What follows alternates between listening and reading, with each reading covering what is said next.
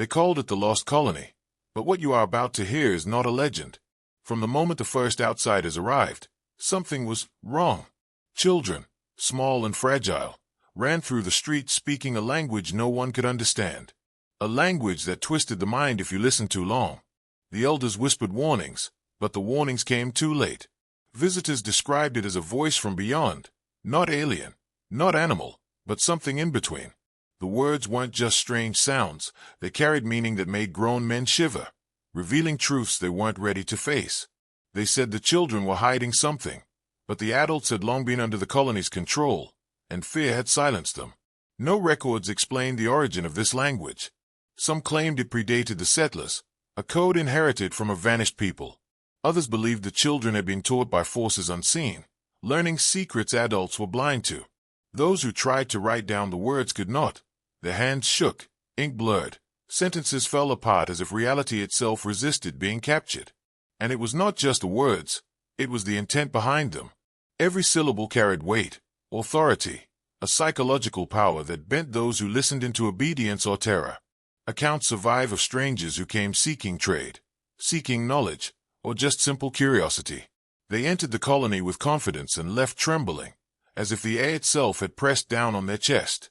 They tried to communicate, tried to teach the children English, Latin, or common phrases, and yet the children laughed. Not the innocent laughter of youth, but laughter that suggested the world was a lie and they were the gatekeepers of something far older, far darker. And then there were the disappearances. No one kept public records, but the whispers tell the story. Merchants, explorers, and even a few clergy vanished after listening too long.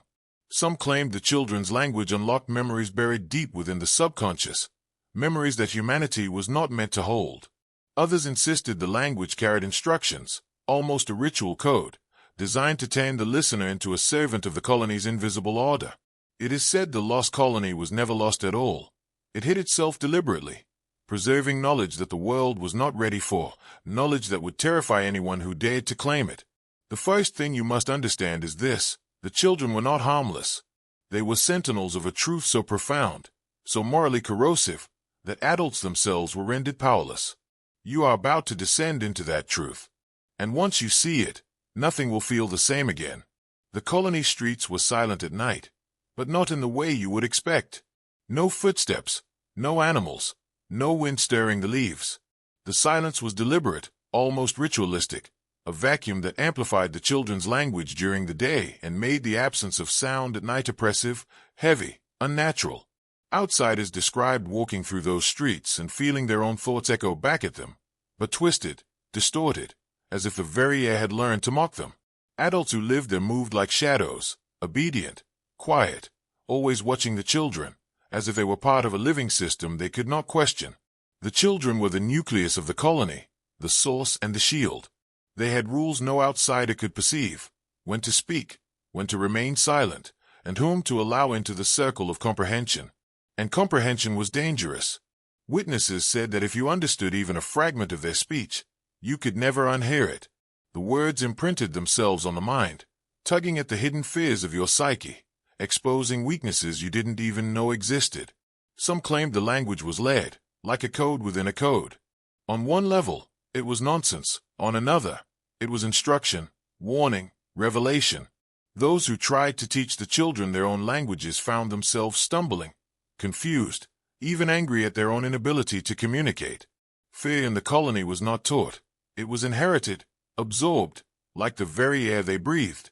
Adults carried it in their posture, their hesitant glances, their nervous smiles. Outsiders who visited sometimes noticed it, but they could never name it, and when they tried, the words failed them. They wrote letters and journals filled with fragmented sentences, trailing thoughts, warnings disguised as gossip. And then the letters disappeared. Some were burned, others stolen. Every record outside the colony that hinted at its secrets seemed to vanish. The children's influence extended beyond speech. It seeped into documentation, memory, and even the infrastructure of the colony itself.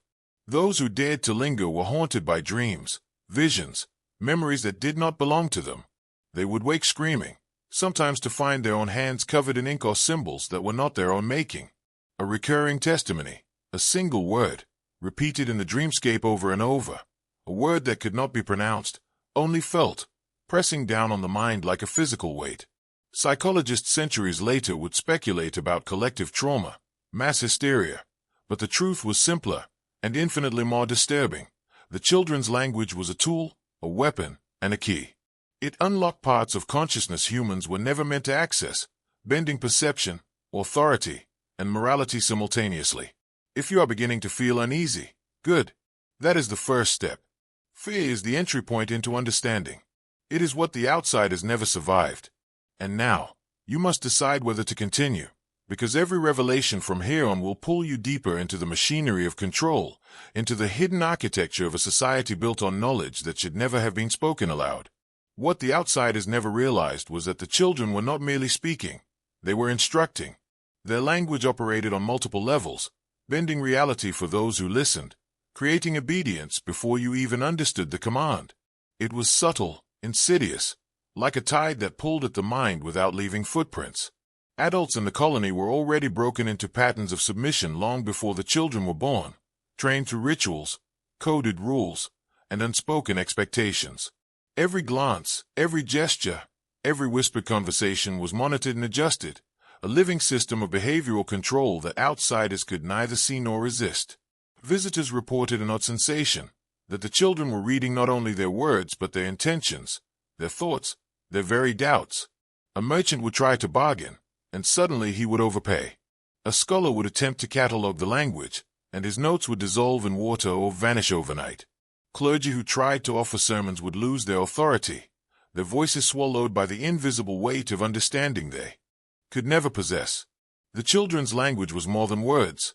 It was a mirror, reflecting back the weaknesses, desires, and fears of anyone who tried to comprehend it. Those reflections were not gentle. They demanded obedience, extracted loyalty, or crushed defiance. The colony's elders, though outwardly human and calm, were prisoners of the system as much as the outsiders. They had inherited the language in its earliest forms and had been conditioned over decades to enforce its power. Their role was both caretaker and enforcer, silently perpetuating the control while appearing benign. Any attempt to step outside the boundaries of the children's influence resulted in social death, exile, or psychological collapse. Outsiders who watched this unfold often felt nausea, vertigo, a creeping sensation that the colony itself was a living organism, and they were tiny, meaningless insects caught in its orbit. Whispers of the colony's origins paint an even darker picture. Some accounts suggest the children were deliberately engineered, selected from families who had been broken psychologically before birth, conditioned through subtle ritual, isolation, and fear. Others claim a far older influence, a force, unseen yet intentional, guiding the colony to preserve knowledge, language, and control beyond what any society had ever achieved. The truth may be both. What is undeniable is this: the colony was never about survival, farming, or religion. It was about power. Knowledge, unspoken and hidden, wielded as the ultimate weapon, perfected through silence, secrecy, and the terrifying authority of its youngest citizens. Now, understand this. You are no longer merely an observer. You are being watched. Every word you read, every thought you entertain, is a step deeper into the system. You will feel it pressing at the edges of your mind, tugging at the hidden compartments of your consciousness. And that is exactly the point. The descent has begun. The question is, will you resist, or will you let the knowledge reshape you? The earliest documented encounters were never meant to survive. What we know comes from fragments, half-burned journals, censored testimonies, letters intercepted before they reached their destination. One explorer wrote that the first child he met looked no older than 6, yet spoke with a calm authority that made his knees weaken. The child did not shout, did not threaten. He simply spoke, slowly, deliberately, as if testing which words would slide past the listener's defenses. The explorer wrote that he felt reduced, as if decades of experience had been stripped away in seconds. He left the colony that same day, but never reached home. His body was found months later, intact, peaceful, eyes open, mouth frozen midward. Another account comes from a physician invited to observe what he was told was an educational anomaly. He arrived confident, skeptical, trained to dissect myth with logic. Within 3 days, his handwriting changed. By day 5, his journal entries shifted from observation to confession. He wrote of hearing the language even when the children were silent, of waking in the night with the certainty that he was being instructed, not threatened, instructed. His final entry ends abruptly. They are not teaching children. They are using children to teach us. The physician was never seen again. The colony claimed he chose to stay. No one questioned it. What terrified outsiders most was not hostility. It was invitation. The children often gestured for visitors to sit, to listen, to participate. Those who refused felt an overwhelming pressure, like standing against a current too strong to fight. Those who accepted often reported a moment of clarity followed by dread. They described realizing, in a single instant, how easily humans could be controlled, not through force, but through meaning, through language designed to bypass reason and speak directly to identity. This was not persuasion. This was architecture of the mind. Some outsiders attempted resistance. They blocked their ears. They avoided the children. They tried to leave quickly. But even distance did not protect them. Weeks later, miles away, they would hear the sounds again, in dreams, in moments of stress, in the quiet before sleep. The language followed them, embedding itself like a parasite. Many turned to alcohol, others to religion, some to violence. A few took their own lives, leaving behind only a single repeated symbol carved into wood or flesh, a symbol no one could translate, but everyone feared. By the time authorities began to notice patterns, it was already too late. Reports were dismissed as hysteria. Disappearances were attributed to wilderness, disease, or madness. The colony remained untouched, protected not by walls or weapons, but by disbelief. And that is the most effective shield of all. What you must understand now is this: the colony thrived because it exploited a flaw in human psychology. Men believe control looks like chains, soldiers, laws. The colony proved control works best when it feels like revelation. The children did not dominate through fear alone. They offered meaning. They spoke to the deepest hunger in the human mind, the need to belong to something larger, older, more powerful. Outsiders felt chosen simply by being addressed. And once chosen, resistance collapsed. The language was structured to dismantle identity. First, it questioned memory, subtle phrases that made listeners doubt their past. Then it destabilized certainty, introducing contradictions that could not be resolved logically. Finally, it offered resolution, but only through submission to the colony's worldview. This is not speculation. This is the same psychological framework later used in cult indoctrination, military conditioning, and institutional compliance systems. The colony did not invent it. They perfected it centuries earlier. Adults within the colony were living proof of the system's success. They functioned, worked, raised families, but their autonomy was gone. Decision-making was deferred. Moral responsibility was outsourced to the collective.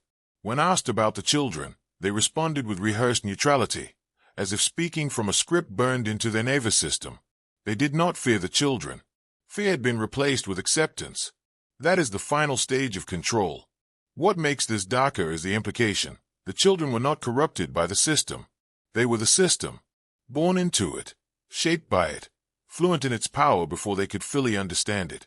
Innocence was not destroyed, it was weaponized. And that should disturb you more than any monster story ever could. Because it means the most effective tyrants do not look like tyrants at all. They look harmless. They look young. They look like the future. Halfway through this descent, you need to mark yourself. This is not superstition. It is intention. If you are still with me, if you are still listening, comment the phrase "I see through the veil" twice. Not once. Twice. This is a signal, to yourself and to the system watching, that you are not here for entertainment. You are here for understanding. From here on, the revelations sharpen. We move from what the colony was, to why it was allowed to exist, and who benefited from keeping it hidden. Once you understand the mechanics of the colony, the next question becomes unavoidable. Why was it never destroyed?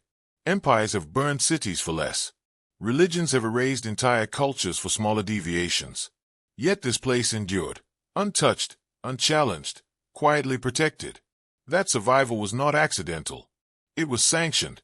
Hidden beneath layers of denial, the colony functioned as a proving ground, a laboratory where psychological control could be observed without accountability. Those who knew of its existence did not fear it. They studied it. There are indirect references in sealed correspondence between alien administrators and distant authorities. Phrases like useful isolation, natural compliance, and self-regulating population. No orders to intervene. No concern for ethics. Only curiosity. The colony demonstrated something revolutionary. You could shape obedience without violence, erase dissent without prisons, and maintain order without constant oversight. All you needed was language calibrated to identity. The children were living evidence that the future of control did not require armies. It required indoctrination so subtle it felt like truth. This is where the story turns uncomfortable, because the colony was not an anomaly. It was a prototype. Its methods echoed later in boarding schools, re-education programs, psychological operations, and institutional conditioning disguised as care. The same stages appear again and again. Isolate the subject, destabilize identity, replace meaning, reward compliance. The colony refined this process generations before modern psychology gave it names. And those who observed it understood its value immediately. Some officials visited under the guise of census takers or missionaries. They stayed only briefly. They did not listen directly to the children. They observed reactions. They took notes on posture, speech patterns, hesitation, obedience. They were not disturbed by what they saw. They were impressed. The colony proved that a population could be controlled from birth without ever realizing it had lost freedom. That discovery was too powerful to destroy. It had to be preserved. So the colony was left alone. Its location blurred on maps. Its records misfiled. Its reputation dismissed as folklore. Disbelief became its camouflage. And while the world argued over borders and beliefs, the deeper technology of control advanced quietly, informed by lessons learned there. You were never meant to know this lineage. You were meant to believe modern systems appeared naturally, logically, humanely. They did not. They were inherited. Now consider this carefully. If such a system existed once, and succeeded, what makes you certain it was never replicated? What makes you believe you are immune? The colony was not lost. It was absorbed into the architecture of modern power. And the language never disappeared. It evolved. From here forward, the descent becomes personal. Because the next truth is not about them. It is about you, your thoughts, your beliefs, and the invisible scripts shaping them every day. If you are still listening, it means the defenses most men rely on have already weakened. That is not an insult. It is a fact. The colony's greatest lesson was this. Control does not announce itself. It adapts. It mirrors. It convinces you that your thoughts are your own. The children's language worked because it never demanded belief. It invited alignment. And alignment feels voluntary. Modern men are trained to look for threats that are loud, obvious, external. But the colony revealed a more efficient method, internalized authority. Once implanted, it no longer needs reinforcement. You police yourself. You correct your thoughts before anyone else has to. The children spoke in patterns that activated shame, pride, belonging, and fear in precise sequence. These were not random emotions. They were levers. Pull the right lever, and behavior follows automatically. This is why outsiders who escaped could never fully return to normal life. They described a sensation of double awareness. One part of them observed reality. Another part evaluated whether their reactions were acceptable, safe, permitted. That second voice did not feel foreign. It felt responsible, reasonable, moral. That is the trap. When control feels ethical, resistance feels wrong. The colony taught that obedience must be framed as virtue, silence as wisdom, submission as maturity. Children absorbed this language before they could question it. Adults enforced it without realizing they were enforcing anything at all. And once this structure exists, it becomes self-sustaining. You do not need gods. You do not need punishment. The system lives inside the subject. Here is the uncomfortable connection. This same structure appears wherever speech is policed, curiosity is labeled dangerous, and conformity is praised as stability. The language changes. The mechanism does not. The colony's greatest achievement was not secrecy. It was normalization. It made the unnatural feel inevitable. This is why the story unsettles you. On some level, you recognize the pattern. You have felt the pressure to self-censor, to align, to accept explanations that do not satisfy but feel safer than questioning. The colony is not a relic. It is a mirror. And now the descent sharpens, because the next truth exposes the role of institutions, the ones that claim to protect, educate, and civilize, and how they learn to weaponize the same principles under cleaner names. When institutions finally noticed the colony's effects, they did not intervene out of concern. They intervened out of interest. Education systems, religious authorities, and early bureaucracies all shared one priority: predictability. A predictable population is manageable. A manageable population is profitable. The colony offered a blueprint for both. Instead of suppressing the language, they studied its outcomes. Children raised under its influence showed lower resistance to authority, higher group loyalty, and reduced individual dissent. They did not rebel because rebellion never occurred to them. That result was invaluable. The language itself was never exported. It did not need to be. Its structure was enough. So institutions replicated the structure. Simplify narratives, repeat moral framing, discourage forbidden questions, reward compliance early. Over time, the source was forgotten, but the technique remained. This is how dangerous knowledge survives, by dissolving into systems so ordinary no one questions their origin. The colony faded from maps, but its DNA entered policy, pedagogy, and psychological doctrine. Men were taught what to think before they learned how to think. Curiosity was narrowed. Identity was standardized. Those who resisted were labeled unstable, antisocial, or dangerous, not because they were, but because unpredictability threatened systems built on control.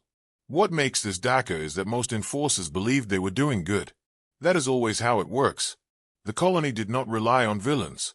It relied on functionaries, people who followed procedure, people who trusted authority, people who never asked who designed the system in the first place.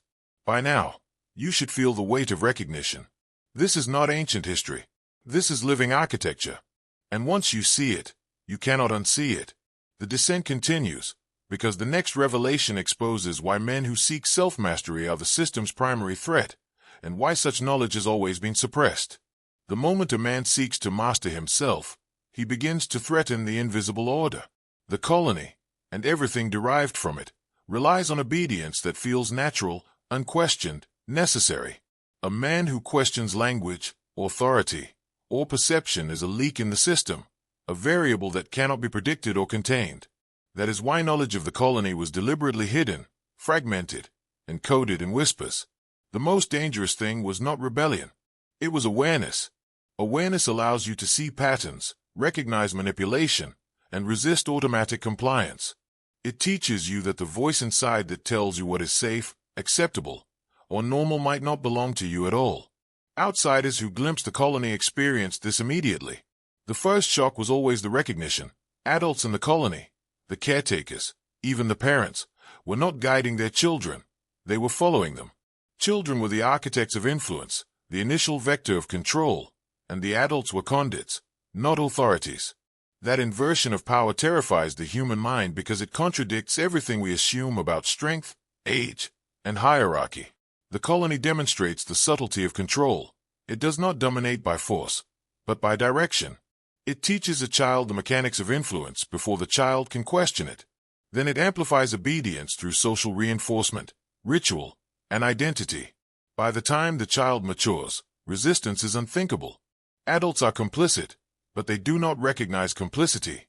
They call it normalcy. This is why the outsiders failed. They assume control always looks like chains, armies, or decrees. The colony proved control can look like innocence, play, and knowledge. Now consider yourself. Every man has been educated, socialized, trained, and conditioned to follow invisible structures. The difference between you and the children of the colony is only exposure, only awareness. Most men never reach it. Most men obey without question because the system has trained them since birth.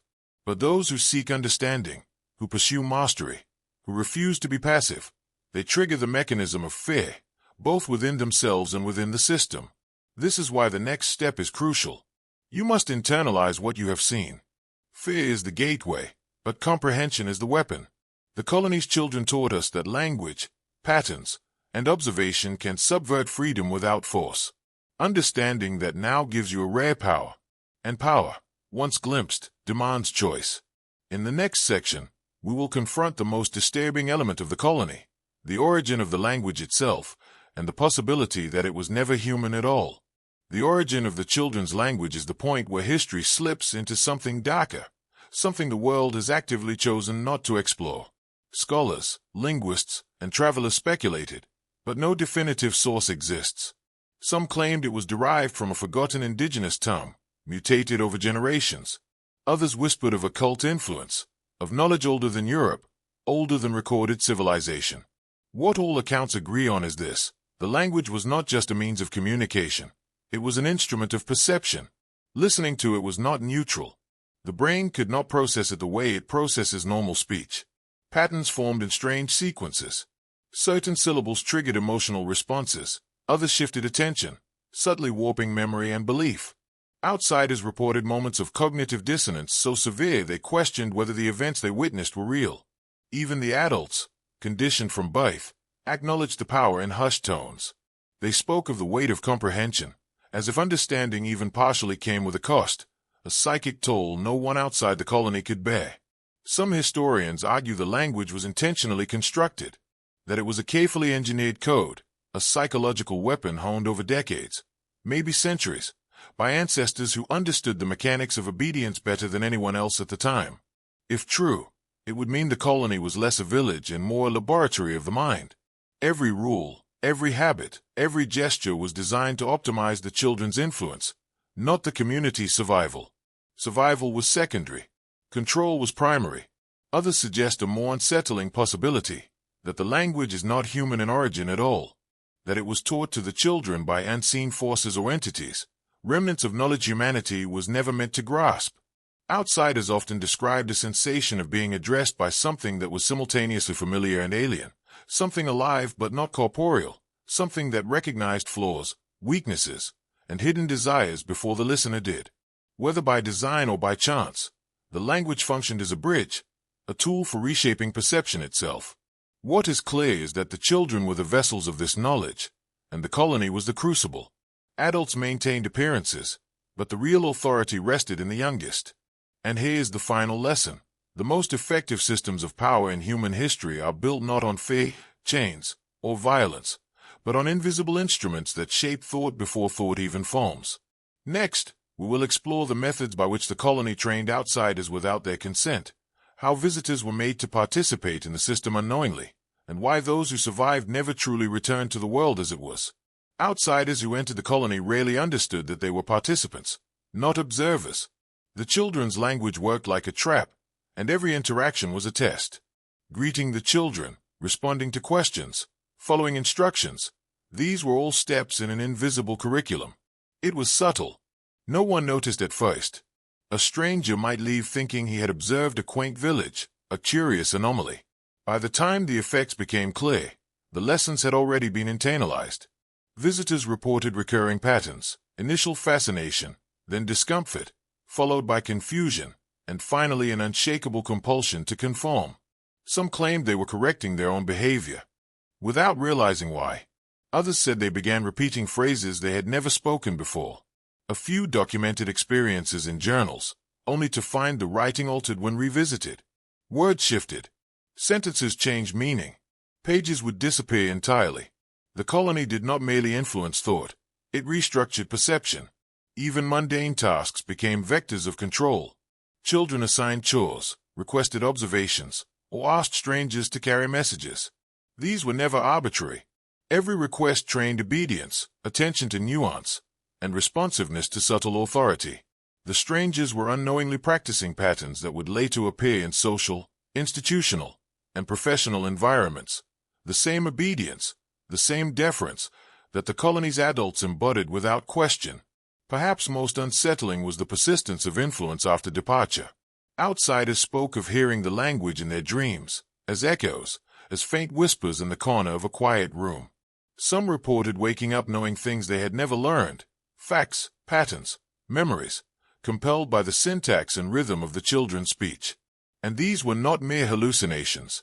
Many attempted to warn others, to write down their experiences, and found themselves ignored, dismissed, or disbelieved.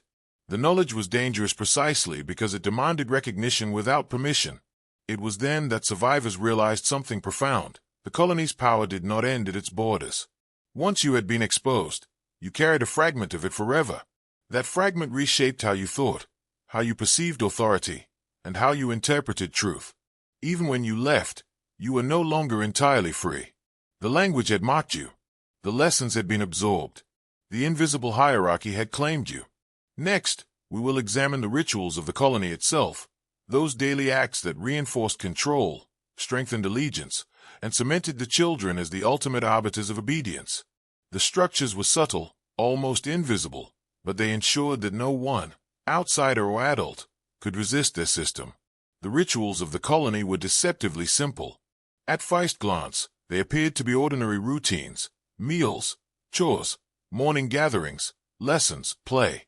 Yet every act was layered with intent, carefully calibrated to reinforce hierarchy, obedience, and the authority of the children. Adults moved through these rituals without question, as if instinctively compelled. Outsiders, observing for the first time, would mistake them for quaint customs. By the time the truth became apparent, it was already too late. The lessons were absorbed. Consider the morning assemblies. Children would stand in precise formation, speaking phrases in their secret language. Adults would respond automatically, finishing sentences, correcting intonation, bowing subtly in acknowledgement. Outsiders described an almost hypnotic effect, the repetition of sound, the synchrony of motion, the subtle shifts in tone, all creating a rhythm that synchronized minds. Those who resisted felt tension in their body, a visceral urge to comply, a gnawing discomfort that could only be relieved through participation. Resistance was both painful and disorienting. Even playtime was instructive. Games were not random. They were designed to teach strategy, pattern recognition, attention to detail, and rapid obedience. Winning was irrelevant. Success was measured by compliance and responsiveness. Outsiders attempting to intervene were ignored at first, then subtly corrected, then subtly shamed, until they fell into the pattern. The children's laughter, light and innocent in appearance, carried hidden cadence, reinforcement, evaluation, subtle warning. Every action reinforced the system. Meals were another arena of control. Seating arrangements were precise. Adults served children without speaking. Food was distributed according to unspoken rules, learned by observation. Outsiders reported feeling unease, as if a misstep would trigger judgment. And in these ordinary moments, the colony trained its most insidious lesson. Power can be exercised without force, without intimidation, and without visible consequence. At night, after the rituals, the colony's true test began. Outsiders who remained would hear whispers, feel shadows, see the language and symbols carved into walls, hidden in patterns of floorboards, in the rhythm of chants. These nightly exercises reinforced obedience, internalized hierarchy, and reminded all present that the children were the arbiters of perception. Adults were conduits, strangers were subjects, and the children were the living source code of the system. Next, we will delve into the psychological mechanisms that allowed such a society to remain self-sustaining over generations, and why men outside the colony could not comprehend it without risking their sanity. The colony's sustainability was not accidental. It was engineered through psychological mechanisms so precise they would astonish modern science. Obedience was never demanded. It was internalized. Adults enforced the system on themselves because the architecture of perception had trained them to do so. Outsiders assumed authority resided with parents or elders, but the children dictated the rhythm of thought, the boundaries of speech, the rules of engagement. Authority had been inverted. Central to this mechanism was repetition. Words, phrases, gestures, and routines were repeated daily, sometimes dozens of times, always in the same pattern. Repetition created expectation, expectation created anticipation, and anticipation created compliance. Every member of the colony, young or old, moved in accordance with invisible timing. Outsiders reported a subtle unease, a growing recognition that every action, every response, was being evaluated against rules they could not see. Resistance was slow, painful, and ultimately futile. Another mechanism was selective reward. Compliance was met with subtle approval, a nod, a smile, an echo of acknowledgement. Disobedience was met with withdrawal, silence, or a fleeting glance that carried more weight than any overt punishment. This created a feedback loop. Individuals adjusted behavior instantly to regain approval. The children, as the originators of the language and rituals, became the ultimate reward system, controlling emotion itself. Isolation amplified the effect. Outsiders were never truly part of the colony, yet they could not leave its sphere of influence untouched. The language, the rituals, the patterns, they followed visitors in dreams, in moments of stillness, in the whispers at the edge of perception. Adults trained for generations reinforced the patterns, making the system invisible, self-sustaining, and nearly impossible to disrupt. Perhaps the most insidious mechanism was normalization. What outsiders assumed to be ordinary life, the chores, the meals, the games, the language itself, was carefully calibrated to appear natural. By disguising extraordinary control as ordinary routine, the colony made the impossible seem inevitable. Resistance, rebellion, or doubt felt unnatural, uncomfortable, and socially hazardous. Even those who recognized manipulation often found themselves unable to act. At this point, you should feel the subtle weight pressing against your awareness. The same mechanisms that sustained the lost colony are mirrored in systems you encounter every day: education, media, institutions, and social structures. Once recognized, the patterns cannot be unseen. They reveal the invisible architecture that shapes behavior, identity, and perception. Next, we will confront the darkest element yet, the disappearances, and the theory behind why those who left, or tried to leave, rarely returned unscathed. Disappearance was the final, terrifying proof of the colony's power. Visitors who lingered too long, who allowed curiosity to outweigh caution, often vanished without a trace. There were no signs of struggle, no evidence of foul play. The colony itself remained unchanged, serene, obedient, untouchable. Survivors reported that the disappearances were rarely abrupt. They began subtly, with small gaps in memory, lost time, feelings of disorientation, and an almost imperceptible detachment from reality. Some outsiders tried to record events. They kept journals, sketched maps, and took notes of the language. Over days, entries became fragmented, words altered without explanation, passages rearranged into patterns they could not recognize. By the end, their notes often contained messages not authored by them, warnings, symbols, instructions, sometimes in the children's secret language. These interventions were subtle, yet absolute. The colony could rewrite perception and memory itself. Others described feeling compelled to follow invisible rules. They could not articulate them clearly, only sense them in the moment, in the rhythm of conversation, in gestures. Defiance produced nausea, panic, vertigo, and extreme emotional unrest. Those who resisted often attempted to flee, only to experience disorientation so severe they wandered in circles or retraced steps unconsciously back into the colony. The place acted as a psychological trap, bending cognition and perception until leaving became almost impossible. Legends suggest the ultimate disappearances were not deaths in the conventional sense. Instead, the mind and will of the outsider were subsumed into the colony's invisible system. Individuals were absorbed, their thoughts reorganized, their identity redefined to serve as conduits for the language and its mechanics. Some claimed to awaken outside the colony, but different, detached, obedient, and inexplicably loyal to principles they could not fully remember learning. This was not speculation. The survivors themselves reported fragments of memory, repeating phrases they had never heard before, obeying rules they could not explain. The colony's ability to enforce compliance without visible coercion made it more dangerous than any army or weapon. It proved that influence could be more powerful than force, that submission could be absolute even when freedom remained physically intact. And this is the lesson you must absorb. The most effective systems of control are invisible, self-reinforcing, and psychologically unavoidable. Next, we will examine the hidden agendas behind the colony's protection, the forces outside that ensured it endured, and the sinister calculations that allowed it to remain secret from the world for centuries. The protection of the colony was never accidental. It existed in a pocket of deliberate oversight, shielded by those who understood its potential and feared its exposure. Governments, religious authorities, and wealthy patrons all appear in fragments of historical correspondence, debating its value in hushed tones. Some argued for intervention, for dismantling what they called a moral hazard. Others insisted it be preserved as a laboratory, a tool for understanding human obedience and power. These debates were never made public. Records were classified, destroyed, or buried beneath layers of bureaucracy. The world was told the colony was lost, erased, or irrelevant. Yet those in power knew the truth. This was not a mistake of geography. It was a carefully curated experiment in the mechanics of human behavior. The language, the rituals, the hierarchy, everything was preserved under the guise of benign neglect. Protection came not from law, but from intentional disbelief. No one outside could comprehend the system's depth, and that incomprehension itself became the strongest barrier.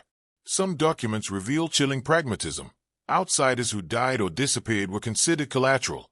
Their absence was inconvenient, but it reinforced the secrecy of the operation.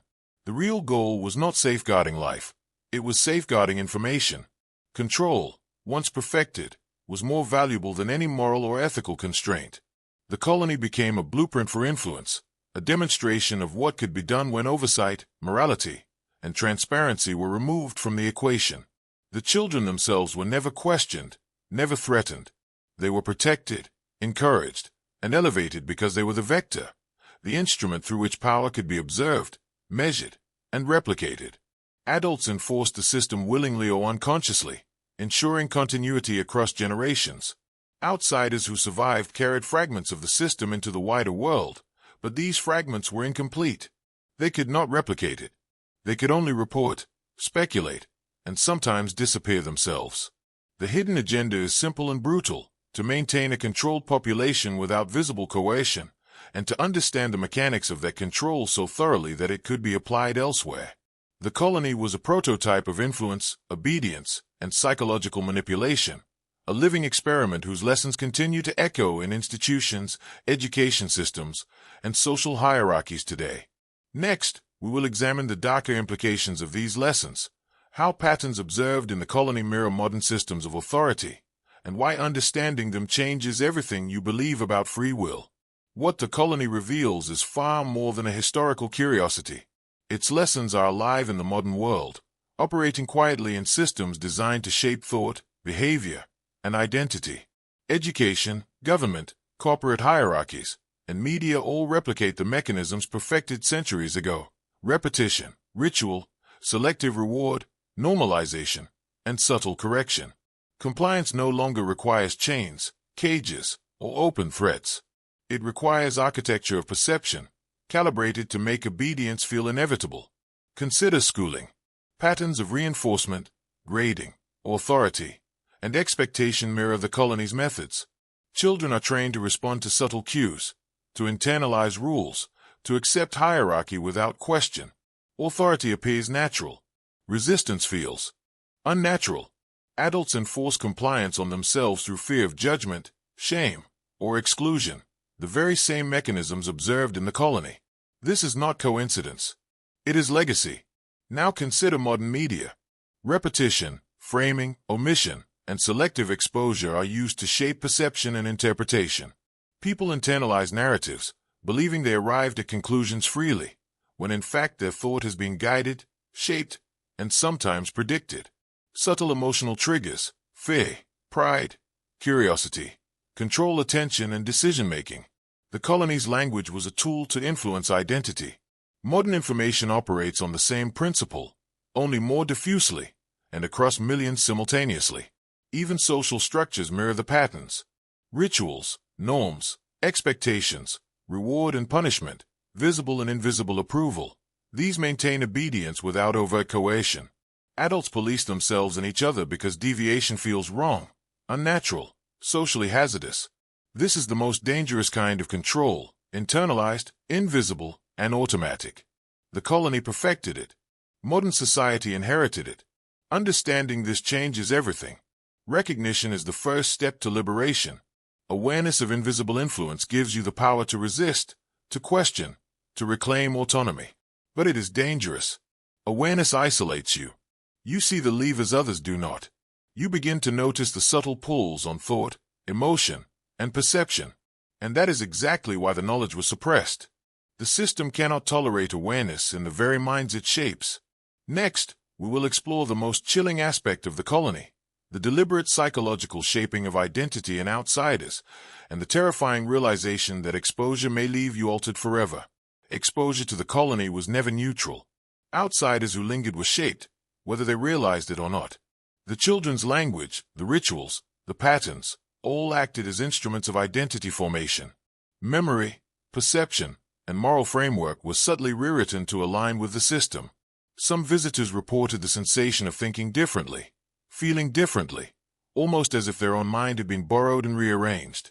Resistance was possible, but it came with a cost: disorientation, isolation, anxiety, and an acute awareness of being fundamentally changed.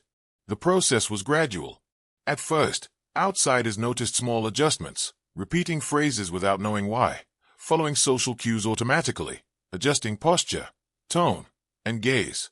Then came the deeper shifts. Moral reasoning became aligned with the colony's logic, empathy recalibrated, priorities subtly redirected. Those who documented these changes described a creeping sense of alienation from the world outside, as if the colony's structure had imposed a new lens through which reality itself was filtered. Adults in the colony understood this, consciously or not. They maintained appearances, but their compliance was a reflection of the same shaping process.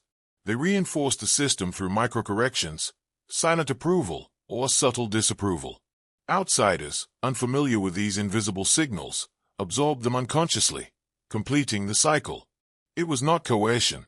It was architecture, a psychological environment that rewrote the self without overt force. Some outsiders attempted escape. They fled physically but found themselves trapped mentally. Dreams replayed rituals. Symbols, patterns, and phrases appeared in unexpected places. Memory became unreliable, as if the colony had left markers within the subconscious. A merchant who returned to a distant city found himself instinctively repeating behaviors he had learned, following rules he did not understand, obeying structures he could not name. The influence was permanent, leaving a residue that altered identity and perception for life. This is the danger the colony represents. It demonstrates that exposure to powerful systems of influence is irreversible. Once you see the mechanisms, once you feel the architecture of control, your perception is forever altered. The knowledge itself becomes a vector, reshaping thought and identity. Next, we will examine the symbolic power embedded in the children's language, the codes, rituals, and patterns designed to bend reality and consciousness simultaneously, and why even partial understanding is transformative and dangerous. The children's language was more than communication. It was symbolic architecture. Every syllable, every pause, every intonation carried layered meaning. On the surface, it sounded like playful speech, nonsense to the untrained eye. Beneath, it encoded instructions, social hierarchies, emotional cues, and psychological triggers. Outsiders described the sensation as being addressed simultaneously by multiple voices, one external, one internal, and one that felt like it came from a place deep within the mind. The symbolic power of the language was its ability to restructure thought without coercion. A simple phrase could provoke doubt, reshape priorities, or induce obedience. Repetition compounded the effect, layering new patterns over old ones, so that listeners could not distinguish between instinct and influence. Adults reinforced this daily, often unconsciously, as the children guided rituals, corrected behavior, and maintained invisible hierarchies. The result was a self-perpetuating system where authority was invisible, and compliance was natural. Outsiders who attempted to decode the language often failed because understanding itself became a trap. Partial comprehension produced confusion and vulnerability. The brain, exposed to the layered structure, could not process it logically, leading to obsession, anxiety, or dreams filled with repeating words and symbols. Some claimed they began unconsciously repeating fragments in daily life, even after leaving the colony. The language did not leave. It embedded itself. The symbolic power extended to patterns in the colony's environment. Floorboards, walls, and furniture were arranged to reinforce ritual, hierarchy, and attention. A visitor would unconsciously follow paths designed to teach obedience, notice subtle cues, or rehearse behaviors imposed by the system. Even mundane objects became carriers of influence, like a language written in space, rhythm, and movement rather than ink or sound. This is why partial exposure is dangerous. Unlike other threats, the colony did not strike with violence or fear. It worked on perception itself. Awareness, memory, identity, all was shaped without overt notice. Those who left were altered, carrying the system within them.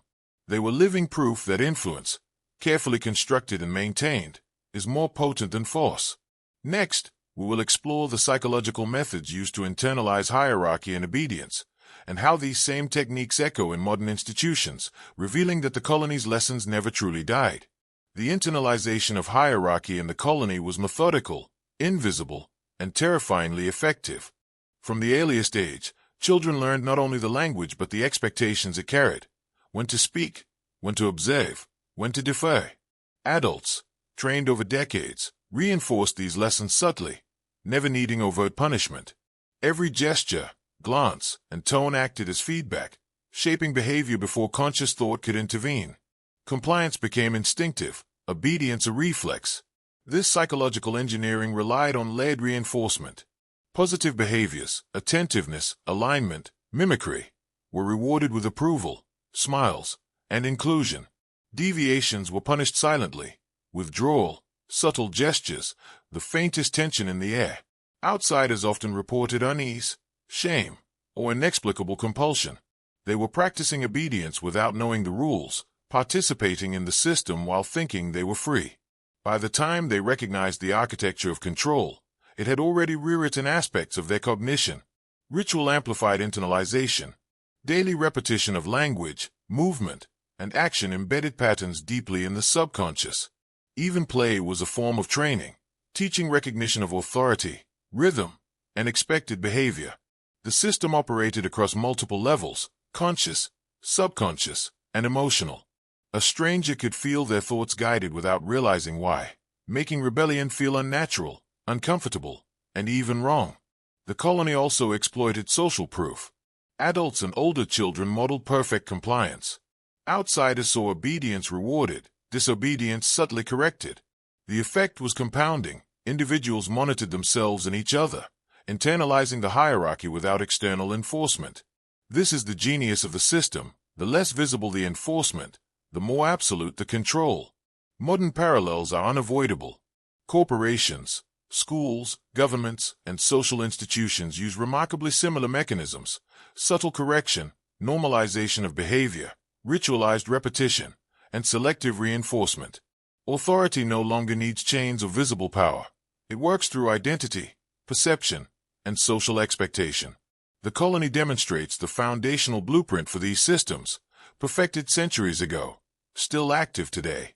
Next, we will confront the most disturbing revelation yet: how exposure to the colony's methods leaves permanent imprints on perception, memory, and moral judgment, making those touched by it both powerful and irrevocably changed.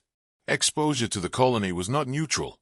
It was transformative, irreversible, and, for some, devastating. Visitors who survived reported that their perception of reality shifted permanently. Colors, sounds, and patterns seemed imbued with hidden meaning. Words carried weight they had never noticed before. Even memory was altered. Events were recalled differently, priorities rearranged, and moral judgments recalibrated. The mind had been rewired without consent, leaving both clarity and unease in its wake.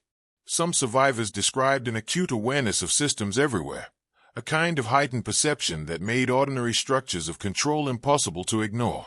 They saw hierarchy, influence, and manipulation in places others overlooked. Institutions, governments, workplaces, all was suddenly legible, and the realization was disquieting. Knowledge had come at a price. The mind could no longer accept ignorance. To know the mechanisms of control is to be forever awake, forever alight, and forever aware of the hidden currents beneath human behavior. At the same time, exposure produced isolation. Survivors struggled to relate to those who had never seen the patterns. Conversations felt shallow, decisions arbitrary, morality ambiguous. The colony had taught them that obedience could be engineered, identity manipulated, and perception redirected. Ordinary life, with its unexamined rules, felt fragile, incomplete, and unreliable. Some men sought solitude, others obsession, and a few embraced the understanding as a tool of power, learning to see and act where others blindly followed. The most disturbing aspect was moral recalibration. Actions that would have once seemed wrong could now appear strategically necessary. Loyalty, defiance, and submission were no longer fixed categories but variables, contingent on perception and context. The colony demonstrated that identity is malleable, and awareness of that malleability gives extraordinary power, but also extreme responsibility. Misuse could destroy the self, while ignorance could leave one vulnerable to control. At this stage, you should feel the weight of knowledge pressing against you. This is not entertainment. This is a doorway into understanding forces that operate invisibly, shaping thought, behavior, and obedience from within. If you are still with me, you must commit. Comment again. I see through the veil twice. This is your acknowledgement, your marker, that you are not merely listening, but participating, integrating, and transforming. Next, we will explore the origins of the colony's influence, what drove the creation of the language, and why such a system could have been conceived in the first place.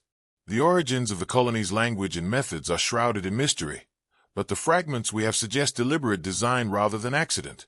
Some historians speculate that the system was conceived by a small cadre of visionaries, men and women who understood the mechanics of thought, obedience, and social hierarchy far better than their contemporaries. They observed the weaknesses of human cognition, the ease of pattern recognition, the susceptibility to repetition, the instinct to follow authority, and deliberately encoded these insights into the children's language and rituals. Others whisper of influences older, more arcane. Some fragments hint at knowledge predating written history, carried through oral tradition and encoded in symbols. The language may have drawn from multiple sources, forgotten tongues, ritualistic patterns, and perhaps even non-human methods of influence.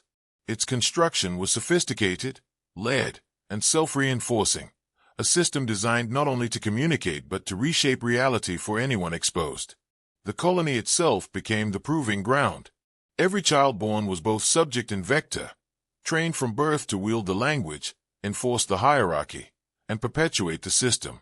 Adults were complicit, often without conscious understanding, as they absorbed and reinforced patterns.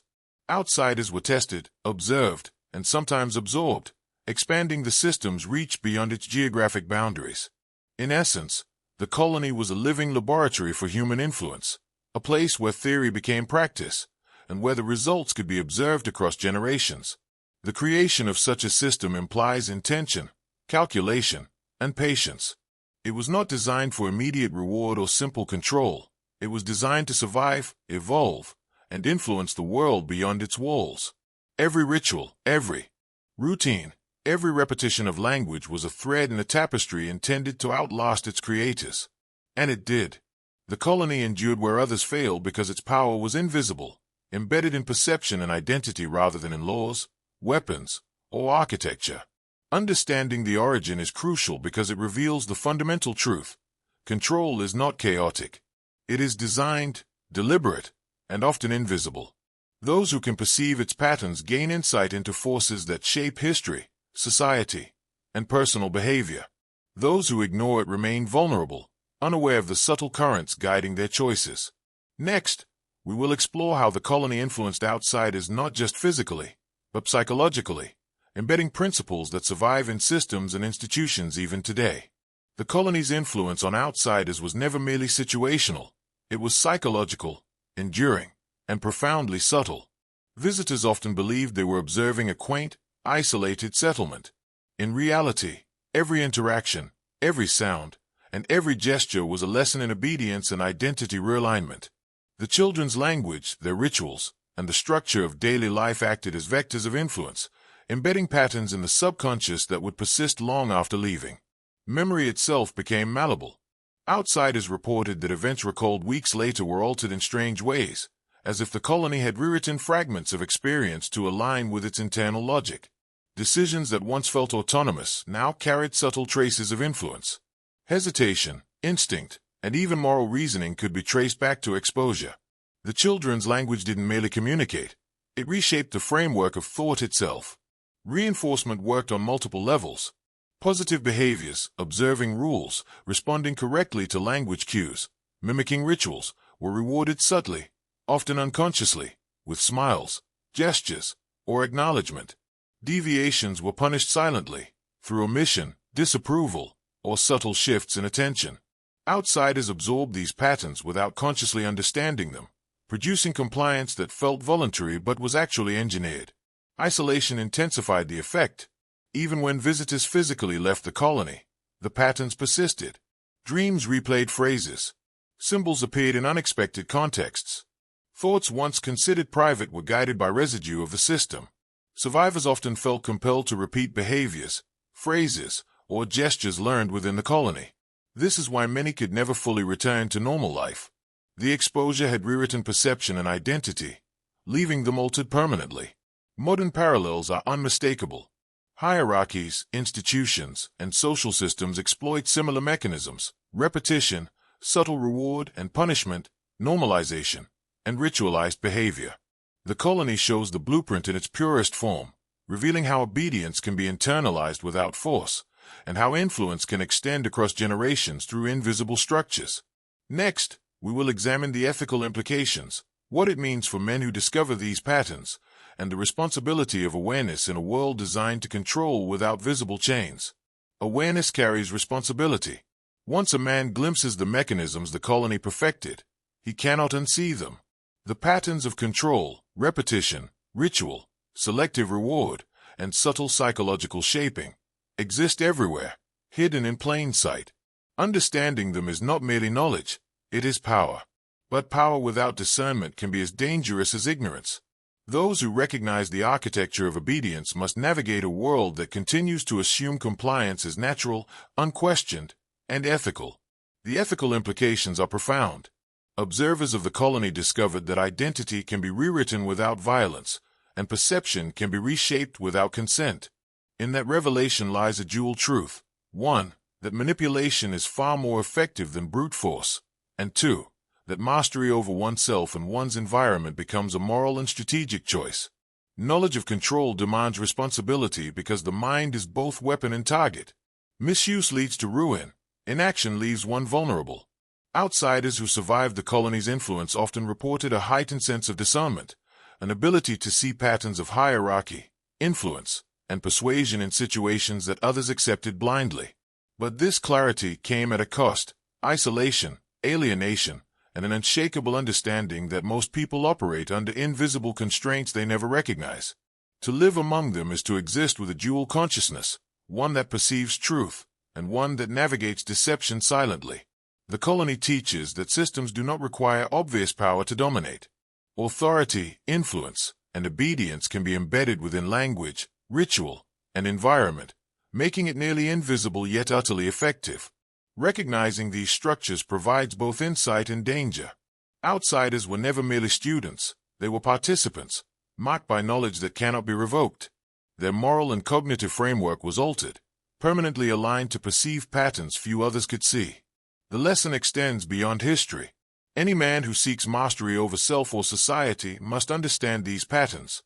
Control begins with perception. Influence begins with identity.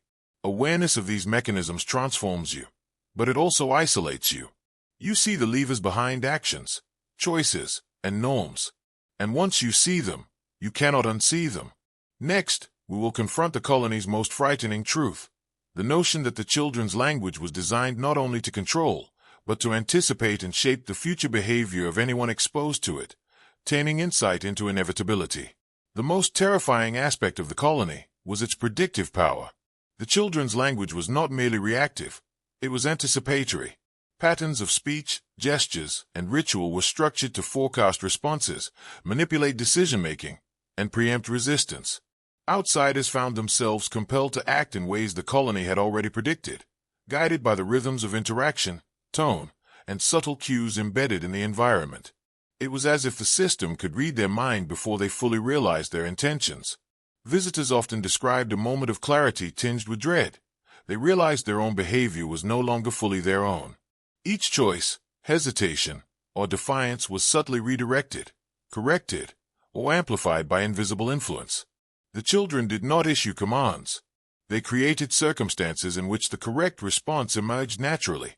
It was a system of control so advanced it bypassed conscious thought entirely, making obedience seem inevitable while leaving the illusion of freedom intact. This anticipatory influence is why few outsiders could leave unchanged. Memory, perception, and moral reasoning were all shaped before they could consciously resist. Dreams replayed. The language, symbols embedded themselves in thoughts, and instinctive behavior began aligning with the colony's logic.